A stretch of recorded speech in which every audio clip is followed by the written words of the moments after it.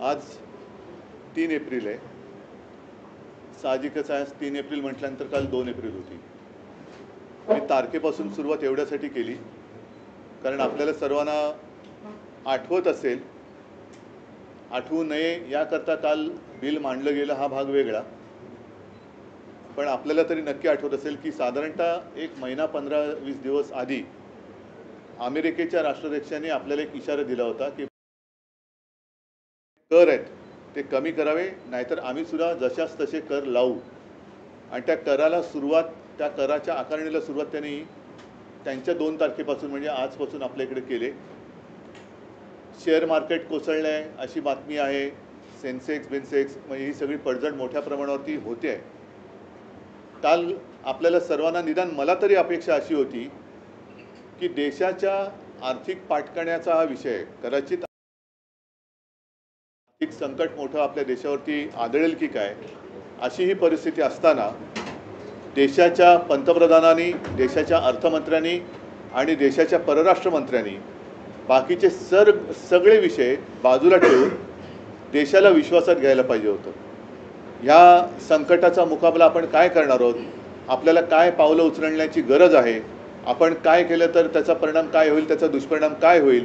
आणि अशी जर का काल त्यांनी भूमिका घेतली असती तर आणखीन एक गोष्ट सांगतो की मी जेव्हा मुख्यमंत्री होतो तेव्हा चीन घुसला होता आपल्या देशामध्ये, अरुणाचल वगैरे त्या भागामध्ये. कोरोनाचा काळ होता. माननीय पंतप्रधानांनी त्यांनी व्हिडिओ कॉन्फरन्स घेतली होती. म्हणजे ते सुद्धा तेव्हा घरी बसून काम करत होते. देशातल्या सगळ्या राज्यातल्या मुख्यमंत्र्यांना आणि प्रमुख पक्षाच्या नेत्यांना त्यांनी व्हिडिओ कॉन्फरन्सिंगद्वारे विश्वासात घेतलं होतं. आम्ही सगळ्यांनी एकमुखाने त्यांना सांगितलं होतं की आपण देशाचे पंतप्रधान आहात, आपण देशाच्या हिताचेच निर्णय घ्याल अशी आम्हाला खात्री आणि विश्वास आहे. आपण याबाबत जो काही निर्णय घ्याल त्याला आमचा पाठिंबा असेल. जर त्याच पद्धतीने हे देशासमोर येणारं आर्थिक संकट सगळ्या देशवासियांना त्यांनी सांगितलं असतं आणि सगळ्यांना विश्वासात घेऊन आपण काय पावलं उचलणार आहोत हे सांगितलं असतं तर बरं झालं असतं. आम्ही एकमुखाने एका क्षणाचीही चर्चा न करता त्यांना पाठिंबा दिला असता. दुर्दैवाने तसं झालं नाही. उलटं आता असं वाटते की त्याच्याकडे दुर्लक्ष व्हावं. आपण काही त्यांच्याकडे काही करू शकत नाही, कारण पाकिस्तानला इशारा देऊ शकतो, चीनला देऊ शकत नाही, अमेरिका तर फार दूर राहिली. आणि मग काय करायचं, असं आहे त्याने ते जे काय करतील ते भोगत बसायचं. आणि ते भोगतोय हे आपल्याला कळू द्यायचं नाही, म्हणून मग कुठेतरी वेगळे विषय काढायचे. आता हा एक खरा महत्त्वाचा मुद्दा. आज तरी मी अपेक्षा करतोय की आज तरी अधिवेशन सुरू आहे लोकसभेत आणि राज्यसभेत, सगळे विषय बाजूला ठेवून या आर्थिक संकटाबद्दल आपल्याला, आता पंतप्रधान मला वाटतं परदेशात गेले, परराष्ट्रमंत्री कुठे आहेत काही कल्पना नाही, अर्थमंत्र्यांनी तरी एक आवाहन केलं पाहिजे, बाकी गृहमंत्र्यांचा तर काय आनंदच आहे, पण त्यांनी देशाला शासकीय भाषेत अवगत केले पाहिजे. पण तशी अपेक्षा करणं यांच्याकडनं हे खूप, मला असं वाटतं, चुकीचं ठरेल. पण त्यांनी हे खरं करणं आज गरजेचं आहे. असो, नुकतीच ईद झालेली आहे. त्या ईदच्या वेळेला या सगळ्या लोकांनी ईदच्या मेजवान्या झोडल्यात. ईदच्या मेजवान्या झोडून ठेकर देऊन काल वक्फ बोर्डाचं बिल मांडलेलं आहे. योगायोग असा आहे की किरण रिजिजू यांनी हे बिल मांडलं. आता हे किरण रिजिजू यांनीच एकेकाळी गोमांस खाण्याचं समर्थन केलं होतं. त्यांनीच वक्फ बोर्डाच्या सुधारणेचं बिल मांडलं. हा योगायोग किंवा ठरवून आणलेला योगायोग आहे. नेमकं भारतीय जनता पक्ष करतंय काय तर हेच कोणाला कळत नाही आहे. कारण कधीतरी सांगायचं औरंगजेबाची कबर खोदणार, मग त्यांची लोकं कुदळ फावडी घेऊन जातात, खाण्याला सुरुवात करतात, मग वरनं आदेश द्यायचा नाही नाही नाही खोदू नका, परत माती टाका, मग परत माती टाकतात. मग मध्येच म्हणायचं मशिदीत घुसून मारणार, लोक मारायला जातात, त्यांना सांगा थांबा थांबा थांबा, ते तुमचे बाकीचे हत्यार बाजूला ठेवा, हे सौगाते मोदी घेऊन जा. म्हणजे हे कळतच नाही नेमकं काय चाललेलं आहे. लोकांना लढवायचं, झुंजवायचं आणि आपण आपलं राजकारणाच्या पोळ्या त्याच्यावरती भाजायच्या, हे असे विकृत राजकारण सध्या भारतीय जनता पक्ष करत आहे. मला काल मी साधारणतः मध्ये ही चर्चा बघत होतो. या चर्चेत वक्फ बोर्डातल्या काही सुधारणा आहेत, जरूर त्यातल्या काही चांगल्या आहेत, त्याच्याबद्दल काही वाद नाही. पण आत्तापर्यंतचा अनुभव असा आहे की यांचे दाखवायचे दात आणि खायचे दात हे वेगळे आहे. गरीब मुसलमानांबद्दल त्यांनी जे बोलले त्याच्याबद्दल मी भाष्य करेनच, परंतु 370 कलम जे कलम काढलं गेलं काश्मीरमधलं, आम्ही पाठिंबा दिला त्याला. याचं कारण ज्या वेळेला तिथे जी काय अंधाधुंद एक बेबंदशाही चालू होती आणि अनेक हजारो काश्मीरी पंडित हे आपल्या देशात आपली घरं सोडून आपल्या इतर राज्यांमध्ये निर्वासितासारखं फिरत होते, तेव्हा हिंदू हृदय सम्राट शिवसेना प्रमुखांनी त्यांना महाराष्ट्रामध्ये आश्रय दिला. 370 कलम काढल्यानंतर जी एक आशा दाखवली गेली की सगळे काश्मीरी पंडित आपापल्या घरी परत जातील. आता 370 कलम काढून किती दिवस झाले, किती वर्ष झाली, त्या काश्मीरी पंडितांपैकी किती जणांना त्यांच्या जमिनी परत दिल्या गेल्या हे पहिलं त्यांनी सांगण्याची गरज आहे. म्हणजे वक्फ बोर्डाची जमीन जरूर त्याच्याबद्दल तुम्हाला काय निर्णय घ्यायचा तुम्ही घेतलाच आहे काल, पण काश्मीरी पंडितांच्या जागा तुम्ही देणार आहात की नाही परत? का त्यांना अजून त्यांच्या घरामध्ये त्यांच्या हक्काच्या देशात त्यांच्या राज्यामध्ये बिनधास्तपणाने जाता येत आहे? त्याचाही खुलासा गृहमंत्र्यांनी केला पाहिजे. त्याचबरोबरीने आपण पाकव्याप्त काश्मीरची जी जमीन आहे त्याच्याबद्दल काही भूमिका घेतलेली नाही आहे. चीन तर मी असं ऐकलं की तो जो काय कुठला लेक आहे तो पेंगॉंग का काय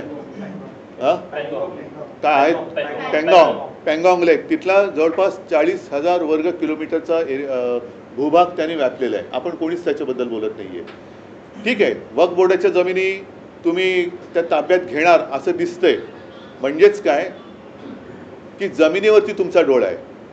बरं, कालची सगळ्यांची जर का भाषणं ऐकली तर मला वाटतं देशाच्या इतिहासात पहिल्या प्रथम देशाच्या संसदेत मुस्लिम समाजाचा कळवळा आणणारी भाषणं ही म्हणजे अतिशयोक्ती करायची झाली तर जिनांनाही लाजवेल अशी मुसलमानांची बाजू घेणारी भाषणं ही खुद्द अमित शहापासून त्यांच्या सर्व मित्रपक्षांनी काल केलेली आहे. मग हे बिल नेमकं मुस्लिमांच्या विरोधात आहे का मुस्लिमांच्या बाजूने आहे? जर मुस्लिमांच्या बाजूने असेल तर त्याला विरोध करणारे आम्ही हे हिंदुत्व सोडणारे कसे? कारण मुसलमानांची ज्या पद्धतीने तुम्ही काल बाजू मांडले की गरीब मुसलमान को ये होगा, मुस्लिम महिलाओं को ये करेंगे, अमुक करेंगे, तमुक करेंगे, मग हिंदुत्व आम्ही सोडलं का तुम्ही सोडलं? कारण आमच्यावरती जो काय आरोप करताय की बाळासाहेबांचे विचार, काय बाळासाहेबांचे विचार? 95 साली जेव्हा या राज्यामध्ये सत्ता आली होती तेव्हा इथेच BKCमध्ये हिंदू हृदय सम्राटांनी त्या मुस्लिम लोकांना मोठा त्यांचा जो काही इस्तेमा म्हणून उत्सव असतो तो करण्याची परवानगी दिली होती. आज तीच जागा ह्या लोकांनी बरोबर व्यापारासाठी बुलेट ट्रेनच्या घशात घातलेले. हे तुमचं हिंदुत्व आहे आणि तुम्ही आम्हाला बाळासाहेबांचे विचार शिकवणार? म्हणजे कालचे सगळे जे काय त्यांची भाषणं होती आणि सगळ्यात मला किरण रिजिजूंचं एक आश्चर्य वाटलं. अरविंद सावंत बोलल्यानंतर ते बोलले बाला साहब के आप ये थे तब हमको ऐसा लगता था. रिजिजू साहेब, मला पण काल वाईट वाटलं की तुमच्या तोंडावर तुमच्या नाकावर टिचून नव्हे ठणकावून तुमचे मित्रपक्ष जदयूचे ते लल्लन सिंग बोलले, TDPचे त्यांचे कोणते नेते ते बोलले, एका पाठोपाठ एक त्यांची भाषणं झाली की आम्ही मुसलमानांच्या म्हणजे ते बोलले की हिताचं रक्षण करणार, आम्ही त्यांच्यासाठी अमुक करणार, आम्ही आणि हे असहाय्यपणाने म्हणजे असं चीनसमोर किंवा अमेरिकेसमोर आपली अवस्था झाले तसं अमित शहा असतील, पियुष गोयल असतील, रिजिजू असतील, राजनाथ सिंग असतील, हे त्यांच्याकडे बघूही शकत नव्हते, खाली मान घालून लाचारीने हसत होते. मग ही काय परिस्थिती आली की त्यांचा आधार घेऊन हे राज्य करतायत, त्यांच्या तोंडावर हे ठणकावून सांगतायत की आम्ही मुसलमानांचं रक्षण करणार, आम्ही अमुक करणार, आम्ही तमुक करणार. मग तुम्ही उठून सांगताय की हे बिल आहे ते मुसलमानांच्या हिताचं आहे. मग नेमकं हे बिल मुसलमानांच्या हिताचं आहे तर मग माझा प्रश्न परत तोच आहे, तर हिंदुत्व आम्ही सोडले का तुम्ही सोडलेलं आहे? कारण आम्ही त्याच्यामध्ये काही सूचना सुचवू इच्छित होतो. जसं काल अरविंद सावंत यांनी भाषण केलं की प्रत्येक जाती धर्माचे ट्रस्ट आहेत, उद्या आमचे देवस्थानाचे मंदिरांचे काही ट्रस्ट आहेत, त्या ट्रस्टवरती जर तुम्ही गैर हिंदू मुद्दामून लादलात तर आम्ही सहन करू का? आम्ही नाही सहन करू शकत. मग तशा या वक्फ बोर्डावरती तुम्ही गैर मुसलमान टाकताय, तुमचा अधिकार आहेच, तो कोणी नाकारत नाही आहे. म्हणजे या विषयावरती काल रवीश कुमार यांनी एक अतिशय चांगला व्हिडिओ केला आहे आणि त्याच्यात त्यांनी असं म्हटलेलं आहे की चंद्रबाबू पूर्वी कधी मुख्यमंत्री होते तेव्हा नाव करायची तुम्ही बघा, त्याच्यात त्यांनी उल्लेख केला आहे. जर का मी चुकत नसेल तर शामशाबाद येथे साधारणतः 1100 एकर जमीन ही विमानतळाला दिली. आता ती विमानतळाला जागा देताना राज्य वक्फ बोर्डाची परवानगी घेतली होती का, केंद्राची घेतली होती का? नसेल किंवा असेल. थोडक्यात काय की तुम्ही हे बिल न आणता सुद्धा जे तुम्हाला करायचं आहे ते तुम्ही करत होतातच. म्हणजे एअरपोर्टसाठी जागा तुम्ही घेतलीच, त्याला कोणी काही विरोध नाही केला. वक्फ बोर्डाच्या मध्ये जर काही अफरातफर चालली असेल तर जरूर त्याला पायबंद बसला पाहिजे, नक्कीच त्याच्यावरती पारदर्शकता आलीच पाहिजे. पण काही गोष्टी ज्या आहेत ज्या उगाचच तुम्ही उकरून काढताय, जसं आता सगळं व्यवस्थित चाललं आहे, तुम्ही आता एवढं सरकार तिसरी टर्म तुमचं सरकार आलेलं आहे आणि देशाच्या विकासाच्या गोष्टी, रोजीरोटीच्या गोष्टी या सगळ्या बाजूला ठेवून अजूनही हिंदू मुसलमान, मग हिंदूंमध्ये मराठी अमराठी, मग मराठी माणसांनी खायचं काय, ही तुमची दादागिरी आम्ही नाही सहन करणार, अजिबात करणार नाही. आम्ही काय करायचं, आम्ही काय करणार, हे जर का तुम्ही आम्हाला आमच्यावरती लादणार असाल तर आम्ही ते सहन करणार नाही. आता त्याच्यामध्ये काल त्यांनी जी काही भाषणं केली, दोनपैकी एक गोष्ट खरं आहे, जर आम्ही हिंदुत्व सोडलं असं कोणाचं म्हणणं असेल, काही बाडग्यांचं म्हणणं आहे असं की आम्ही हिंदुत्व सोडले, ज्यांना गद्दार, जे गाणं गाजलं गद्दार, त्या गद्दारांचं म्हणणं जर का असेल की आम्ही हिंदुत्व सोडलं, मग काल तुमच्या आजूबाजूला जी मुसलमानांची तारीफ चालली होती तेव्हा तुमच्या शेपट्या कुठे गेल्या होत्या? तेव्हा तुम्ही काय सोडलं होतं? लाज सोडली होती, लज्जा सोडली होती, का तुम्ही बोलला नाहीत की आम्ही बाळासाहेबांचे विचार मानणार आहेत, आम्हाला हे मान्य नाही आहे, ही तुमची त्यांची चाललेली भलामण आहे, हे लांगुल चालन आहे, हे आम्ही मान्य करू शकत नाही, म्हणून आम्ही यातून बाहेर पडत आहोत, का बोलला नाहीत तुम्ही? आणि मग काही गोष्टी खऱ्याबरोबर खोट्या, जसं एक ती बातमी आलेली आहे, किरण रिजिजू जे बोलले की जर का मोदी सरकार आलं नसतं तर यांनी संसदेची जागासुद्धा हडपली असती. आता ही लोकसत्ता सामना नाही, लोकसत्तेच्या ऑनलाईनची बातमी आहे की वक्फ बोर्डाची वक्फ अमेंडमेंट बिल, वक्फ बोर्डाला खरंच संसदेची जागा बळकायची होती का, अशी ती लोकसत्ता ऑनलाईनची बातमी. त्याचं मी प्रिंटआउट काढलं आहे. त्याच्यात पुढे असं दिलेलं आहे की वक्फ बोर्डाने खरंच संसदेवर दावा केला होता का. दिल्लीतील वक्फ बोर्डाच्या एका वरिष्ठ अधिकाऱ्यानं नाव न सांगण्याच्या अटीवर सांगितले की मी 18 वर्षापासून दिल्ली वक्फ बोर्डात काम करत आहे. बोर्डाने संसद परिसर किंवा लगतच्या संकुलावर कोणताही दावा केलेला नाही. माननीय मंत्र्यांचा हा दावा खरा नाही. म्हणजे हे तुम्ही सगळे ही गोष्ट ही लावालावी का करताय तुम्ही? एका ठिकाणी आपण बघतो की जसं मी स्वतः परवा फोन केला होता, एक आमचा कार्यकर्ता आहे मुस्लिम पुण्यामध्ये, त्यांनी हिंदू एका व्यक्तीवरती अंत्यसंस्कार केले, मी त्याचं कौतुक केलं. आणि शिवसेना प्रमुखांनी कधी सगळे मुसलमान देशद्रोही आहेत असं कधीही म्हटलेलं नाही आहे, अजिबात म्हटलेलं नाही आहे. आजसुद्धा आमच्याकडे साबिरबाई शेख यांच्यासारखे अनेक कडवट देशनिष्ठ हे मुस्लिम कार्यकर्ते कार्यरत आहेत. आता त्याच्याबद्दल एकदा भाजपने जाहीर केलं पाहिजे. आणि परत एकदा सांगतो की आजसुद्धा मी भारतीय जनता पक्षाला पहिलं आवाहन करतो, नाही तर आव्हान देतो की तुम्ही जर का खरोखर एवढे हिंदुत्व करत असाल आणि तुम्हाला मुसलमानांचा जर का तिटकारा असेल तर परत एकदा सांगतो की तुम्ही तुमच्या झेंड्यावरचा हिरवा रंग काढा आणि नपेक्षा ही जुमलेबाजी बंद करा. गरिबांमध्ये ह्या मारामाऱ्या लावालाव्या दरवेळेला ही भाजपाची वाईट सवय आहे की फटाक्याची वाट पेटवायची आणि पळून जायचं, आणि तो फुटून सगळं झालं का मग मिरवायला यायचं की आम्हीच लावली होती वाट. पण वाट लागली त्याची जबाबदारी कोण घेणार? तर पहिली वाट लावायची, मग वाट लागल्यानंतर आपण यायचं आणि आम्हीच सगळं काही केलं. ही वृत्ती जी आहे त्याचा आम्ही विरोध केलेला आहे.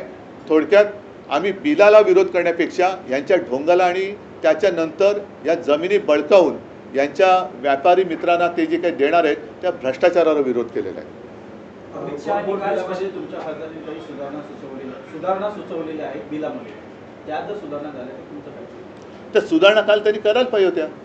बरं, त्याच्यामध्ये साधारणतः एकूण जे काही चित्र चाललं होतं म्हणजे प्रतिपक्ष, विरोधी पक्ष किंवा प्रतिपक्ष काय असेल ते, पण त्या ज्या काही सूचना होत्या त्यांना तुम्ही असं केलं होतं की तुम्ही मुस्लिम धार्जिणे आहात आणि हे हिंदू धार्जिणे आहेत आणि हे स्वतः जेवढं मुसलमानांचं लांगुलचालन करत होते ते बघितल्यानंतर मी म्हणेन की जिनांना सुद्धा लाज वाटली असेल की अरे आपल्याला नाही जे करता आलं ते यांनी केलं, भाजपने करून दाखवलं.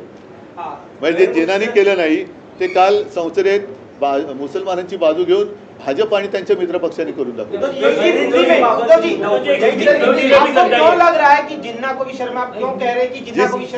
जिस तरीके से कल भाजपा के नेतागण या शीर्ष नेता या वरिष्ठ मंत्री, उसमें अमित शाह जी भी थे, किरण रिजिजू, फिर उनके जो नए नए दोस्त हैं टीडीपी हो या जेडीयू, जिस तरीके से उन्होंने मुस्लिम समुदाय का समर्थन किया, हम नहीं चाहते कि वो विरोध करे, लेकिन अगर आप हमें बार बार कहते हो कि आपने हिंदुत्व छोड़ा, तो कल आपने क्या छोड़ा था?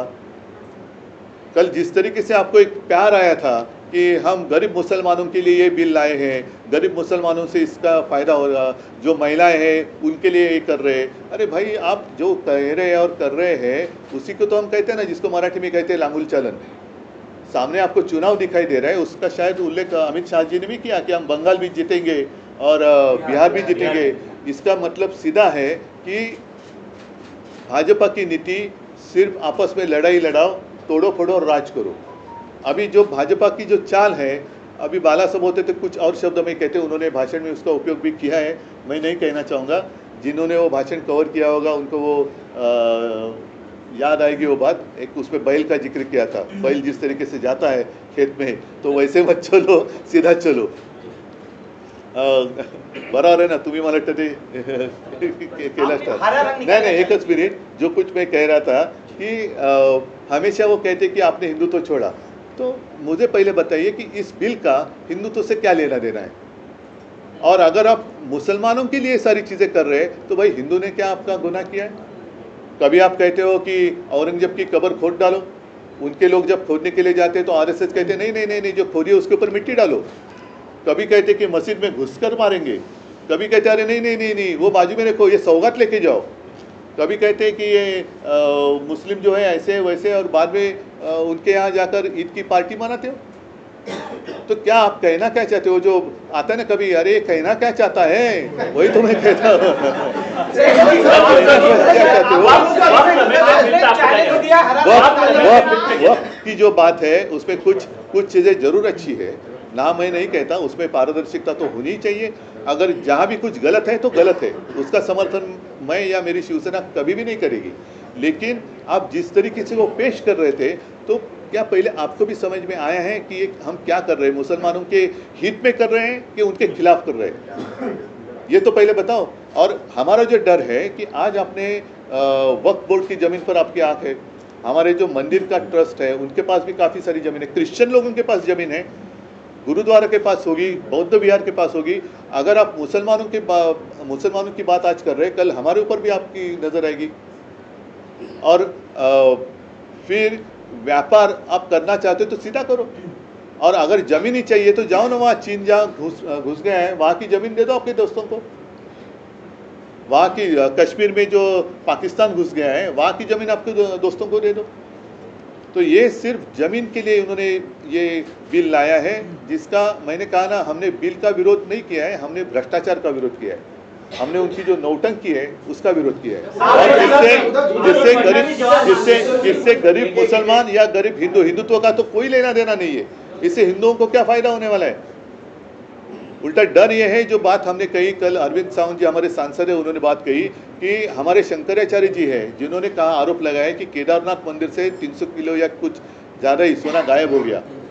कुछ किसी ने बात की, हाँ। फिर हमारे पद्मनाभ स्वामी मंदिर का उन्होंने खजाना खोला, विरोध किया, फिर रुक गए। तो ये ऐसी सारी बातें वो करने लगे, तो कौन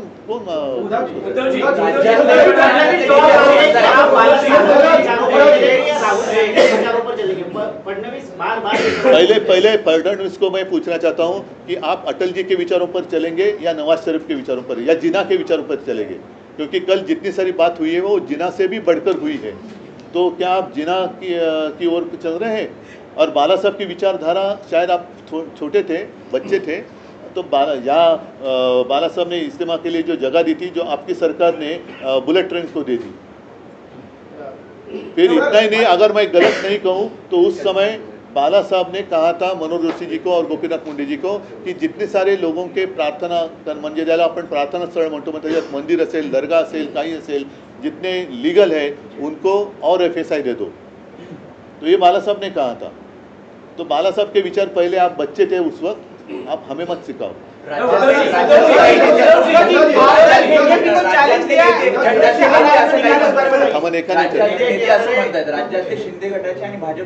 गद्दार लोक, मिंदे, एसनशी आपले खासदार काही नाराज आहेत, त्यांना समर्थनार्थ राहू दे एसनशी।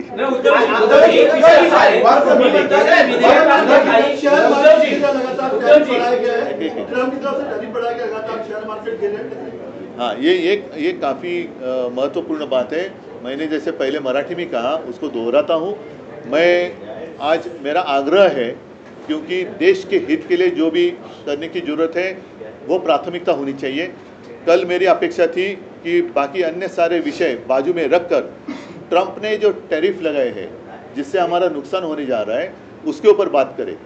कल की पूरी चर्चा के दौरान पता नहीं शायद अर्थमंत्री थी या नहीं थी, परराष्ट्र मंत्री दिखाई दिए या नहीं दिए, प्रधानमंत्री थे या नहीं थे, लेकिन आज बाकी सारे विषय बाजू में रखकर आज राज्यसभा और लोकसभा में ये जो संकट हमारे ऊपर मंडरा रहा है उसके लिए हम क्या करने जा रहे हैं, क्या करना चाहिए, सबको अवगत करना चाहिए। और मैं भरोसा विश्वास दिलाता हूँ कि देश के हित के लिए अगर आप कुछ वहाँ करना चाहते हो कि नहीं अमेरिका ने ऐसे ऐसे किया तो हमें ये करना पड़ेगा, तो हम उसका समर्थन करेंगे, लेकिन ये करो, ये देश के हित के लिए। और अब वो जो उन्होंने टैक्स लगाया है या टैरिफ लगाया है वो हिंदू मुस्लिम नहीं जानता, वो अपने देश के ऊपर लगाया है, तो नुकसान तो सभी का होने वाला है, तो उसके ऊपर चर्चा करो, बहस नहीं, चर्चा करो। आपने वक्फ को लेकर जैसे आपने कहा है कि कुछ चीजों में आप जो है क्लियर है कि हाँ ठीक है, कई चीजों में मुसलमानों को जो सबसे ज्यादा मुखालफत या विरोध रहा है वो ये रहा है कि कलेक्टर को अपॉइंट किया जाएगा तो इनडायरेक्टली ये चीजें सरकार के अंदर में आ जाएगी। आप इस चीज के फेवर में है या विरोध में है? क्या वक्फ सुनो, की मिल्कियत का नहीं, मेरी कंट्रोलिंग सरकार के हाथ में होगा? एक बात जरूर कि उसमें ट्रांसपेरेंसी होनी चाहिए, वो मुस्लिम लोग भी उसको मना नहीं कर रहे, लेकिन कलेक्टर किसके अंडर रहेगा? क्या उसको डिसीजन लेने की आज़ादी रहेगी?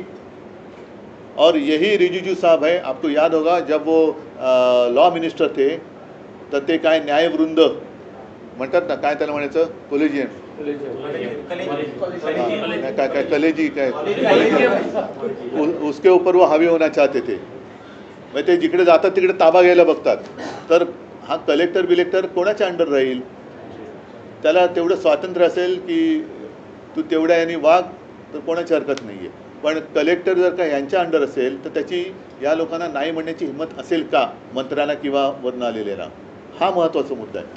कलेक्टरला ते विरोध का करतायत? कारण कलेक्टर हा सिस्टीममधला एक भाग आहे, आणि जर का याने असं ठरवलं, आदेश दिले की कुछ भी होने दो, ऐसा करना है, तो क्या करेंगे आप?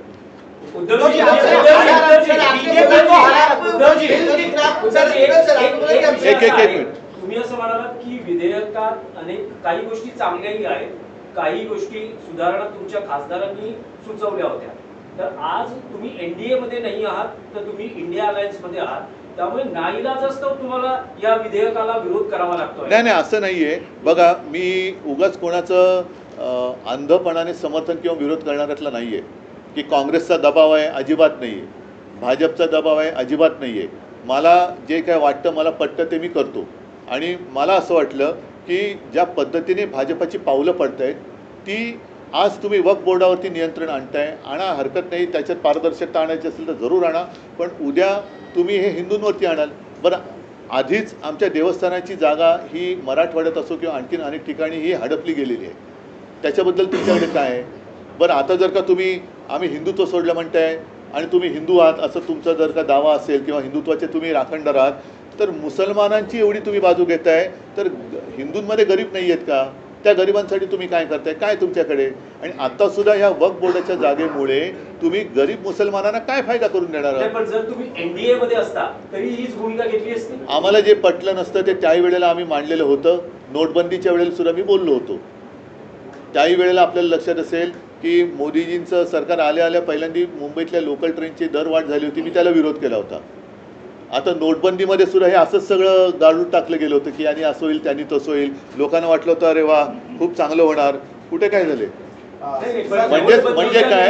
म्हणजेच काय की संसदेत नाही तर यावर मतदान झालेलं आहे आणि प्रत्येकाला नाही बरोबर आहे, त्यामुळे मी विचारतोय जर तुम्ही एनडीए मध्ये असता तरी आम्ही हीच भूमिका घेतली असती की तुम्ही यांच्या, कारण का आता हे एवढ्या वर्षानंतरचा जो अनुभव आहे की त्यांचं प्रेझेंटेशन खूप छान असतं, म्हणजे त्याच्याबद्दल वादच नाही, म्हणजे सगळ्यांची भाषणं ऐकली तर तुम्ही म्हणाल अरे वा हे आपल्याला करणं गरजेचं आहे, पण एक बारकावा त्यातला आहे की तुम्ही मुसलमानांच्या हितांची गोष्ट करताय का मुसलमानांच्या विरोधातली गोष्ट करताय, की हिंदूंच्या हिताची गोष्ट करताय, की हिंदूंच्या विरोधातली गोष्ट करताय? नेमकं या बिलामागचा जो उद्देश आहे, कारण तेच आमच्यावरती ते एसएनसीवाले बोलत आहेत की आणि हिंदुत्व सोडलं, देवेंद्र म्हणतात बाळासाहेबांचे विचार सोडले, मग नेमकं तुम्ही काय करताय? की असं तुम्हाला काय वाटतं की तुम्ही मुसलमानांचं लांगुल चालन करताना जर का आम्ही त्याला विरोध करत असू तर हिंदुत्व आम्ही सोडले का तुम्ही सोडले?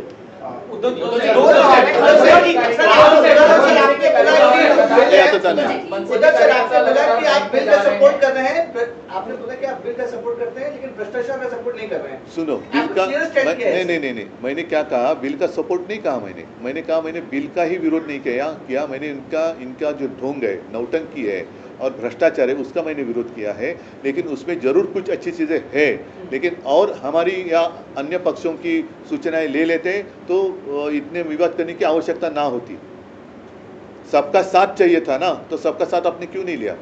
और आपने पहले शब्द से ऐसी शुरुआत किया कि हम हैं आपके दुश्मनी हैं। जिस तरीके से उनका एक तौर तरीका था, मतलब एक तरीके से वो मुस्लिम लोगों को पूरा ललचा रहे थे, लेकिन हमको ऐसे कटोरे में इसमें खड़े कर रहे थे।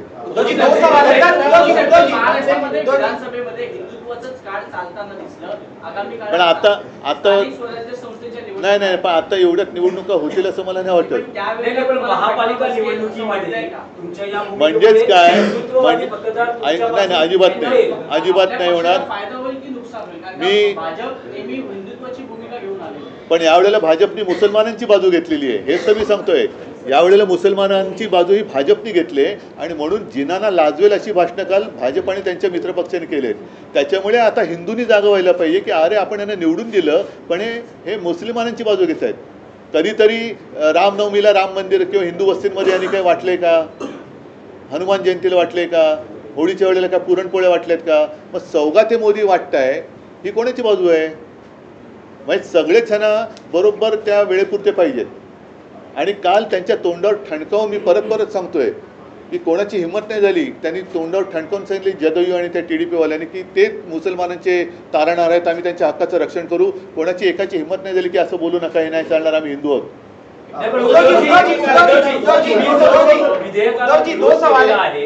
तुमच्या पक्षाच्या कार्यकर्त्यांना ही भूमिका पडली, कधी इफ्तार पार्ट्यानं जायचं, कधी गोमांस हे करता म्हणून मारायचं, कधी मॉब लिंचिंग करायचं, पुन्हा त्यांच्याचकडे जेवायला जायचं। हे सगळे जे चालले ना यांची धरसड उलटी ही आता हिंदूंना सुद्धा कळलेली आहे। म्हणून आता हिंदू हा जागा झालेला आहे। त्याच्यामुळे तुम्ही जे म्हणता ना की उद्या कुठेही निवडणूक झाली तर भाजपला भारी पडणार। माफी को लेकर जो है महायुति को कांग्रेस ने कहा है कि उनको गजनी सिंड्रोम हो गया, डाउन सिंड्रोम की तरह, ये भूल गए हैं जो वादे थे। और उसके पहले अगर की बुआई से पहले अगर ये कर्ज माफी का जो वादा उन्होंने किया तो नहीं करेंगे। नहीं, ये अलग विषय हम बात कर सकते हैं। और यही विषय पर जो आपने अभी सवाल पूछा, काफ़ी सारी बातें हो सकती है। जो मैंने आज की प्रेस ले ली है कि इनका दिखावा अच्छा होता है, प्रेजेंटेशन बहुत ही बढ़िया होता है, लेकिन अंदर जब मतलब पिक्चर का ट्रेलर बहुत अच्छा होता है, लेकिन पिक्चर बहुत डरावना होता है। और कल जो उन्होंने दावे किए कि काफ़ी सारे मुस्लिम लोगों ने हमें पत्र दिए, उसका समर्थन किया, आज परत हा लोकसत्तेतलीच बातमी आहे की नक्षलवाद्यांच्या शांती प्रस्ताव पत्रकाने चर्चेला उधाण। आता केंद्र सरकारने कारवाई थांबवून चर्चा करण्याचे आवाहन नक्षलवाद्यांनी केले आहे, मात्र पत्राच्या सत्यतेवरही प्रश्न उपस्थित होत आहेत। हे असं सगळ्या ह्या गोष्टी चाललेल्या आहेत आणि ह्याच्यामध्ये आम्ही हिंदू वेड्यासारखे त्यांच्या मागे धावतोय की काहीतरी आमचं होईल, काहीच होत नाही आहे। घरदारं उद्ध्वस्त होत आहेत, घरदारं उद्ध्वस्त होत आहेत, कोणाला रोजीरोटी मिळत नाही आहे, नोकरीधंदा मिळत नाही आहे। नुसतं ह्यांनी सांगायचं एकदा कधी धर्मयुद्धाची भाषा करायची आणि परत मी सांगतो परत जाऊन मिठ्या मारायच्या, म्हणजे हे म्हणतील तसं हे हिंदुत्व नाही आहे आणि हिंदूंना कळले। त्याच्यामुळे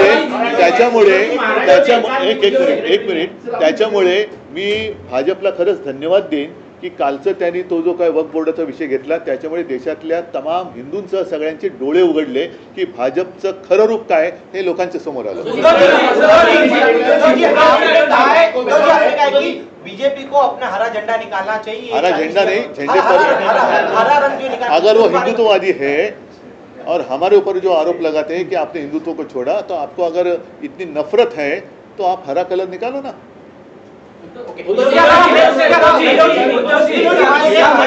सरकार ने एक आदेश निकाला है जिसमें कहा गया है कि कोई भी फाइल हो वो अजीत पवार से लेकर एकनाथ शिंदे के तरफ से ऊपर सीएम तक जाएगी। क्या इस सरकार को खुद ही के एलाइज पर विश्वास नहीं है, जहां पर एक ये इस तरह का जो माहौल है? नहीं, ये रही अपनी यहाँ की बात। लेकिन मैं और एक बार बात दोहराऊंगा कि कल जिस तरीके से उन्होंने उनके जो अलायंस की पार्टी है आरजेडी या जेडीयू आणि टीडीपी, और जिस तरीके से उन्होंने सीना तान कर कहा कि वो मुसलमान के हित की रक्षा करेंगे, कोई एक की भी हिम्मत नहीं हुई, ना अमित शाह की हुई, ना राजनाथ जी की हुई कि उन्होंने कहा था कि ऐसे नहीं कहना चाहिए, हम ये हिंदुत्व के खिलाफ है, चुप बैठो। नहीं कह सके क्योंकि वो लाचार है, उनकी सहायता लेके वो सरकार चला रहे, वो क्या हमें हिंदुत्व सिखाएंगे। आता हा एकच मुद्दा आहे, हा 1914 आपला 2014 ज्या वेळेला आम्ही हिंदूच होतो आणि युती भाजपने तोडली होती, आम्ही नव्हती युती तोडली, आणि तेव्हा स्वतंत्र भाजपाचा हा स्वतंत्र फेकूनामा होता, नाही काय जाहीरनामा होता, त्याचं हे कवर आहे, त्याच्यामध्ये हे वाक्य आहे, ह्या वाक्याचा अर्थ कोणीतरी मला माहिती आहे, आता तुम्ही हास्यजत्रा बघत असेल तर ते आहे ना सुमारियाचं वगैरे, कोई मुझको मुझे कान में आकर ऐसा करके बता बरं तर ह्या शब्दाचं हे मुस्लिम धार्जिणे हिंदू धार्जिणे कोणाचं आहे, त्यांनी सामाजिक न्याय या सदरात म्हटलेलं आहे की वक्फ बोर्डाच्या जमिनींवर घुसखोरी करणाऱ्यांवर कारवाई करून या जमिनी परत करणार, ज्या प्रकरणात न्यायालयाने बोर्डाच्या बाजूने निर्णय दिले आहेत त्याची काटेकोरपणे अंमलबजावणी करणार। आता हा त्या भारतीय जनता पक्षाचा जाहीरनामा आहे। फडणवीसांना विचारा, हे कोणाच्या पावलावर पाऊल टाकून तुम्ही वचन दिलं होतं, जिनाच्या की अटलजींच्या? हे मोहम्मद अली जिनाच्या पावलावर पाऊल टाकून तुम्ही वचन दिलं होतं की अटलजींच्या पावलावर पाऊल ठेवून, का मोदींच्या नवाज शरीफचा केक खाल्ल्यानंतरचं पाऊल आहे? ठीक आहे, मला स्टँडअप कॉमेडियन कुणाल कामरा, आता तो नको, त्याच्यानंतर वेगळं बोलू, हा विषय महत्वाचा आहे। परत एकदा सांगतो की कालच्या वक्फ बोर्डाच्या चर्चेवरनं भाजपचं खरं रूप हे देशातल्या जनतेला कळलेलं आहे। त्याच्यामुळे आता हिंदूसुद्धा, त्या हिंदूंचे पण डोळे उघडलेत, मुसलमान, ख्रिश्चन, शीख, कारण काल त्या कोण कौर आपले नाही बादल नाही अकालीदाच्या नाही त्या महिला आपल्या हरदीप सिंग कौर, त्यांनी अप्रतिम भाषण केलेलं आहे, त्यांनी पण अप्रतिम भाषण केलं आहे। आणि सगळ्यांच्या मनात आता ही भीती आहे की आज हे पहिलं पाऊल यांनी मुस्लिम ट्रस्टवरती टाकले, उद्या जैनांच्या टाकू शकतील, ख्रिश्चनांच्या टाकतील, कारण त्यांच्याकडे पण संपत्ती आहे, शीख लोकांच्या टाकतील, अगदी बौद्धांचे येईल, हिंदूंच्या तर आहेच आहे। तर हे आत्ताच सगळ्यांनी जागा होण्याची गरज आहे। सगळ्यांना धन्यवाद। जय हिंद, जय महाराष्ट्र।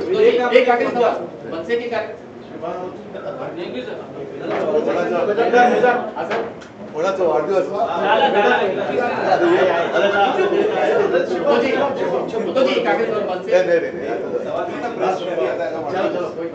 अरे ये ना सगळेच असे आहे ना,